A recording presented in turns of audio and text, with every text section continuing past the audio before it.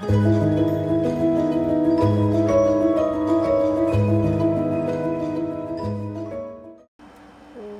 back, welcome back. Not even gonna lie, I sat down to record this and recorded it all on mute. So this is take 2. Welcome back to our deep dive into Lily's Boy by SomewheresSword here on Canon Who. In chapter 1, we discovered how much had been actually kept from Harry. And now, chapter 2, he's gonna start taking that power back.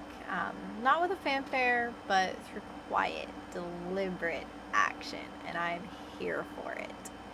This chapter is all about transformation, strategy, and the power of knowledge. Diving on in, Harry doesn't waste time. He is still reeling from the revelation at Gringotts that he had straight to flourish in blots. And as he's picking up these books, he's like, oh, wait a minute.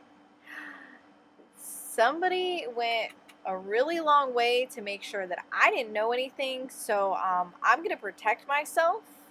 And he uses a disguise that the imagery is just so good. It's this disguise capsule that he like breaks over his head. You kind of get this idea of like an egg just cracking over his head.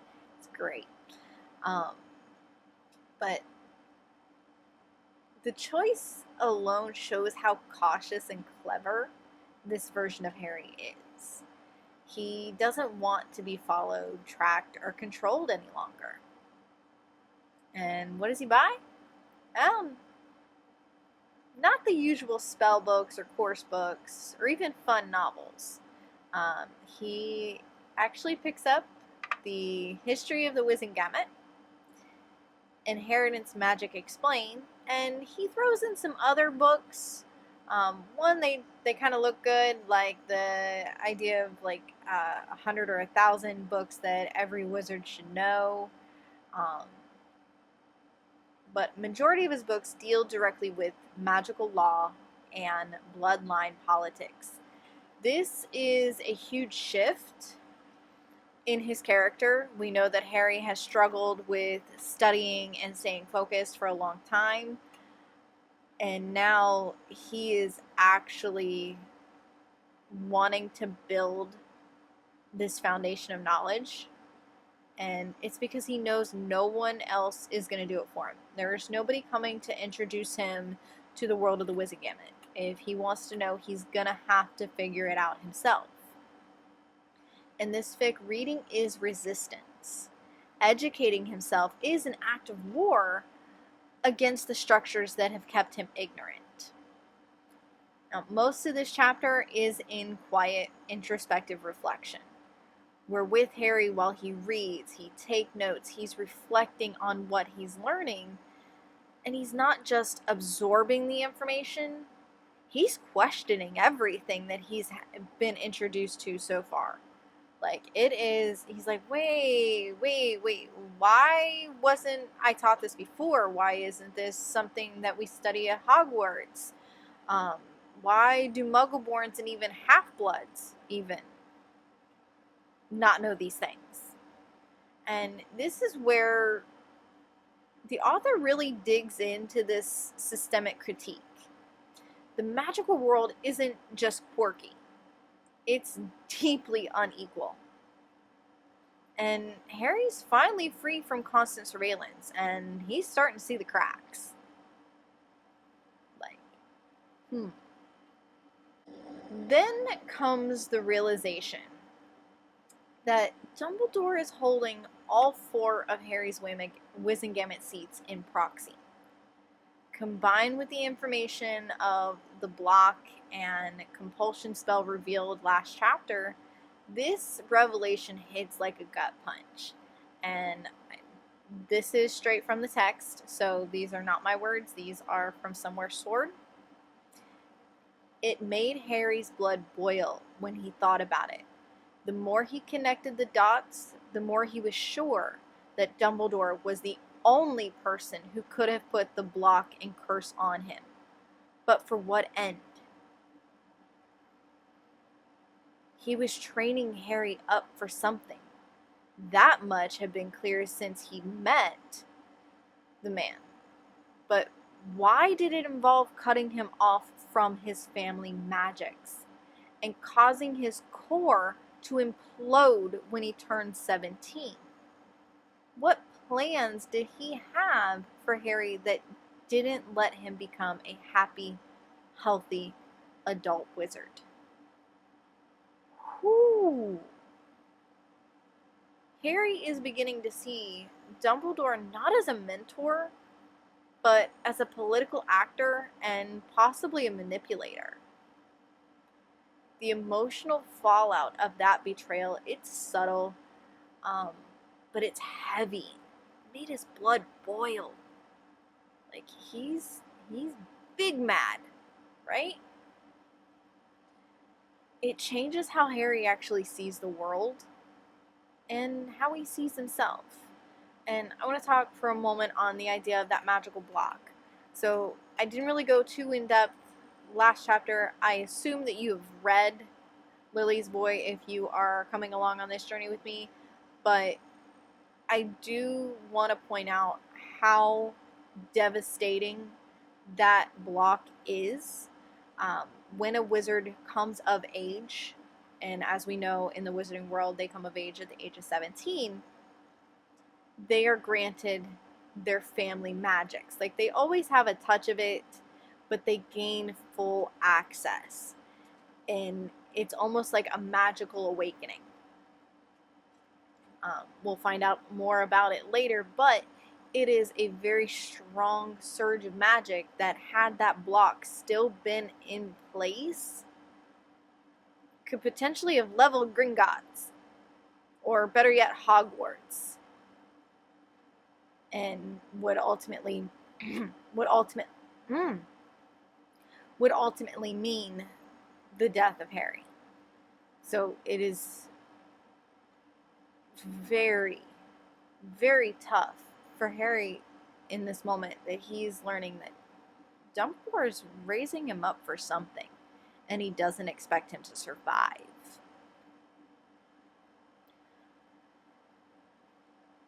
One of the most telling moments of this chapter is Harry buying new clothes. It seems so small, and in the grand scheme of things, it is, but for his growth and who he is becoming, it is so big. It is about ownership. This is a boy who has lived his life in hand-me-downs. Okay? These are Dudley's cast-off. So choosing his own enchanted jeans and a pair of fitting dragon hide boots, this is an act of reclaiming his body, his image, his identity. Later, he sneaks into Muggle London under his cloak, and I think it's funny they actually say it was insultingly easy. So it tells you just how little to no supervision he's had for him to get out of the leaky.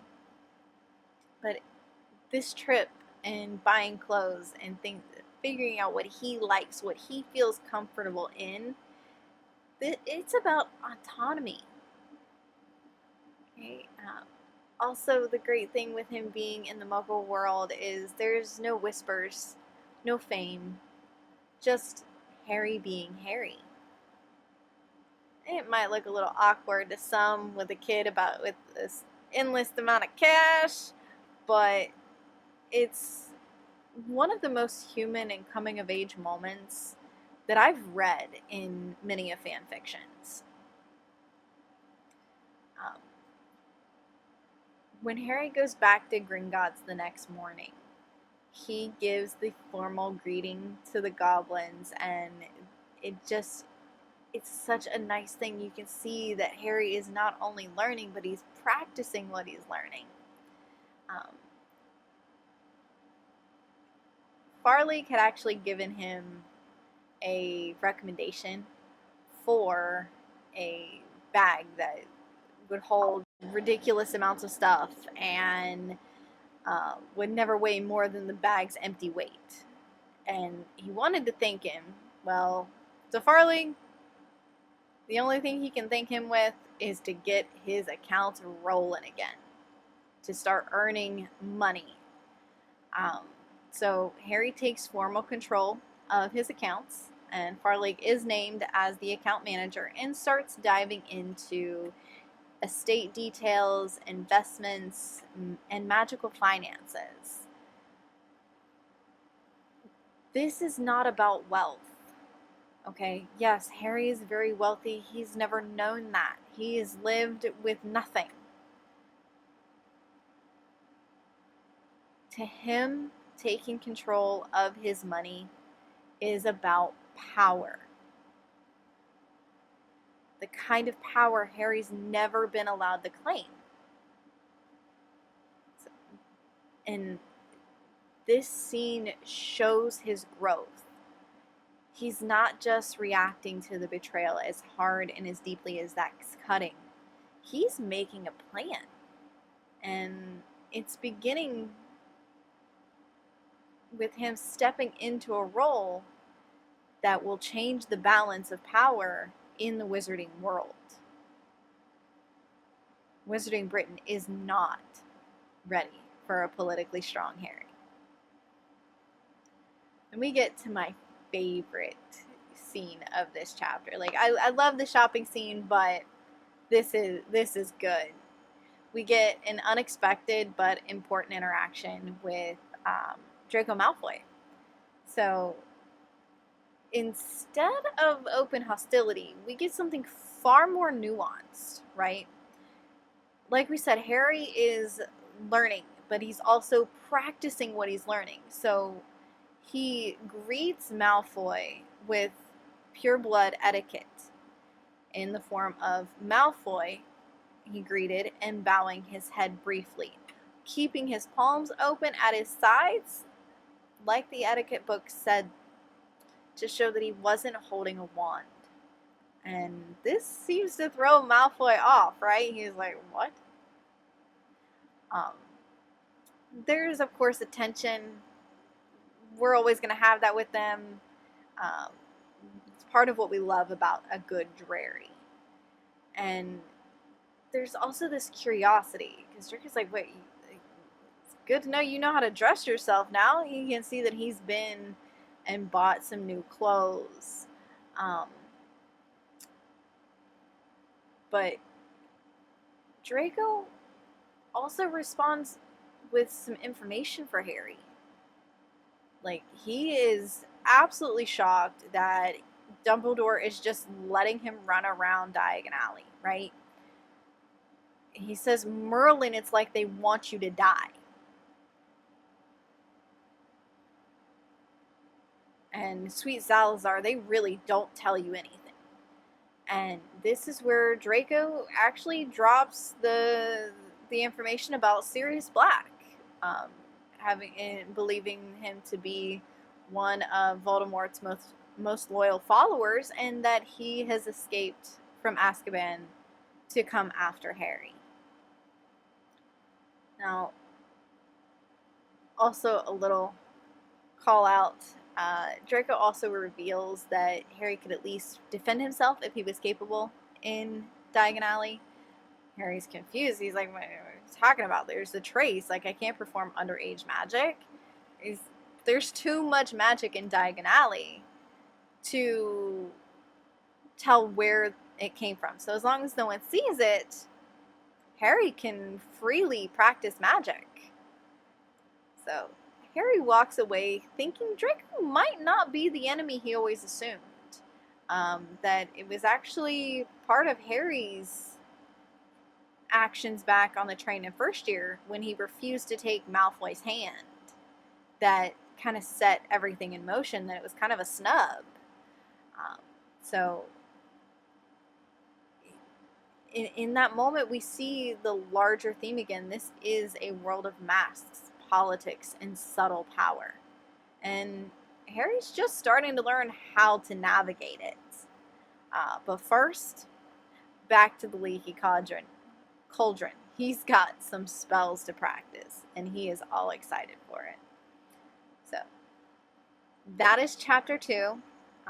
It doesn't shout, it simmers. It's a big but subtle shifts in knowledge, trust, and identity. This Harry isn't waiting to be rescued anymore, y'all. He is rebuilding himself from the ground up, one choice at a time. If this has resonated with you or you liked it, please show your support. Be sure to like the video, subscribe, and share your thoughts in the comments. I'd love to have discussions with y'all about it. You know, fanfic has always been a solitary thing, but now let's make it a conversation. Let's build it together, you know? So, do y'all think that Harry's path here is believable? Empowering? What stood out to you most in Chapter 2? And in the next episode, we're going back to Hogwarts. But it won't be the Hogwarts Harry once knew.